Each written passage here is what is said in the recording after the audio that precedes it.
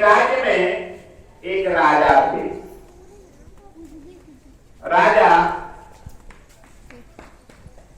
मन में हमेशा यही सोचा करते थे कि मैं अपने राज्य का विस्तार कैसे करूं।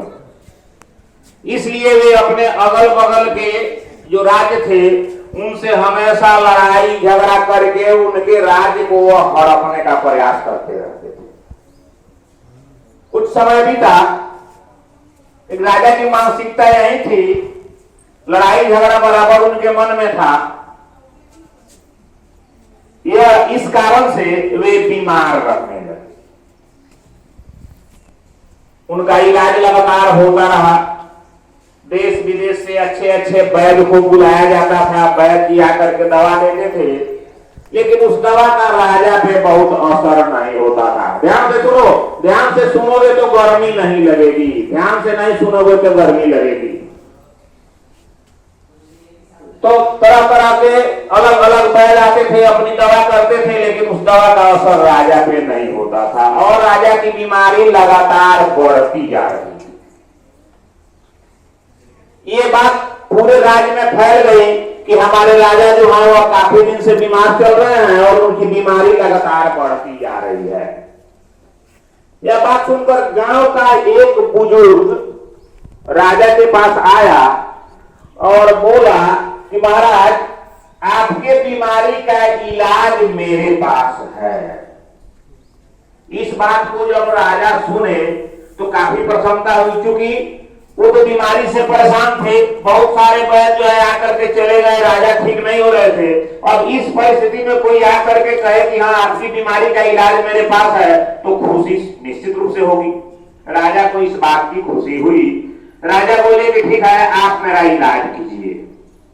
राजा बोले, वृद्ध बोला कि महाराज, इसके लिए आवश्यक है कि आपके राज्य में जो सबसे सुखी व्यक्ति है, जो सबसे सुखी है, जिसके पास कोई समस्या नहीं है, उस व्यक्ति का एक कपड़ा बनवाइए, उसी कपड़ा को आप पहनिए, तब आपका इलाज होगा।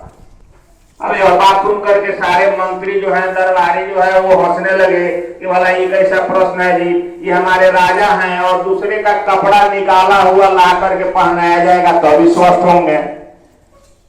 सब लोग इसका जो है मजाक उड़ाने लगे। लेकिन चूंकि राजा बीमारी से ग्रसित थे तो राजा कहे कि ठीक है, ऐसा करो। तो अपने कुछ सिपाहियों को लगा दिए कि तुम जाओ और गांव में ढूंढो, जो व्यक्ति सबसे सुखी होगा उसका एक कपड़ा लाओ। सिपाही निकल गया गांव में, अलग अलग दिशाओं में। जिसके घर जाता था सिपाही पूछता था कि आप सुखी हैं, लोग कहता था कि नहीं हमारे पास तो ये समस्या है, वो समस्या है। सारे लोग अपनी समस्या गिनाने लगते थे। सिपाही कई दिनों तक जो है वह घूमता रहा और घूम करके आकर के राजा से कहा कि महाराज, हमारे राज्य में कोई सुखी नहीं है। हम लोग चारों तरफ घूम लिए, कहीं से कोई नहीं कहा कि मैं सुखी हूं। फिर राजा बोले कि ठीक है, आप लोग थक गए, अब मैं चलता हूं अपने राज्य की स्थिति देखने। राजा के लिए वही गाड़ी वगैरह की व्यवस्था की गई। राजा गए, घूमते घूमते इसी तरह से सारे लोग कहते थे मेरे पास ये समस्या है, मेरे पास वो समस्या है, मेरे पास 5 फैक्ट्रियां पहले से चल रही हैं, लेकिन एक फैक्ट्री लगाने का प्रयास और कर रहा हूं जिसके कारण समस्या है। मतलब जिसके पास जितना धन था वो कह रहा था कि और अर्जित करना है, जिसके कारण समस्या है। देखते देखते राजा एक खेत में एक किसान जो है काम कर रहा था।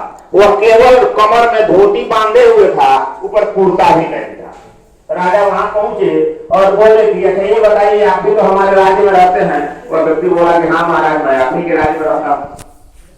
तो बोले राजा के नहीं बताइए, आप सुखी हैं कि आपको कोई समस्या है? तो व्यक्ति बोला कि महाराज, आपकी दुआ से एवं ईश्वर की दुआ से मैं सुखी हूं, मेरे पास कोई समस्या नहीं है। मैं खेतों में काम करता हूं, खेत में हमने फसल लगाया है, फसल भी अच्छी है। इस साल उम्मीद है कि पैदावार अच्छी होगी, इसलिए हमें कोई समस्या नहीं है।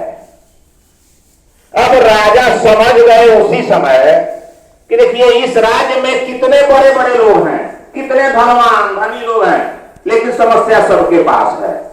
यह व्यक्ति ईमानदारी से अपने खेत में अपने लिए काम करता है, मेहनत करता है, इसलिए इसको समस्या नहीं है। मुझे भी अपने राज्य के बारे में, अपने लोगों के बारे में सोचना चाहिए, दूसरे के बारे में नहीं सोचना चाहिए, दूसरे के धन संपत्ति हड़पने के बारे में नहीं सोचना चाहिए। और उस दिन से राजा अपनी मानसिकता बदल लिए और वे स्वस्थ हो गए। तो इस कहानी से हमें यह सीख मिलती है कि हमें हमारे पास जो है, जो संपत्ति जितना ही है, उतना ही में हमें संतुष्ट रहना चाहिए। दूसरे का धन संपत्ति दे करके हमें बेचैन नहीं होना चाहिए, उसको गलत तरीका से अर्जित करने का प्रयास नहीं करना चाहिए। विगत 2-4 दिन पहले एक उक्ति आई थी कि व्यक्ति का मतलब मेरा विचार, चाहे मेरी सोच ऐसी होनी चाहिए कि मेरा कल जो बीता हुआ कल से बेहतर आज हो। हमारा लक्ष्य यही होना चाहिए। ये नहीं कि जो है मुकेश अंबानी दुनिया के धनी बनी व्यक्तियों में से एक है, अब हम यहाँ बैठे बैठे सोच लें कि हम उनके जैसा बन जाए, ये हमारा लक्ष्य नहीं होना चाहिए। हमारा लक्ष्य होना चाहिए कि कौन जो था उससे बेहतर। तो हमेशा अपने बारे में सोचना चाहिए और अपने पास जो है उसी से संतोष करना चाहिए। इस प्रेरक प्रसंग का यही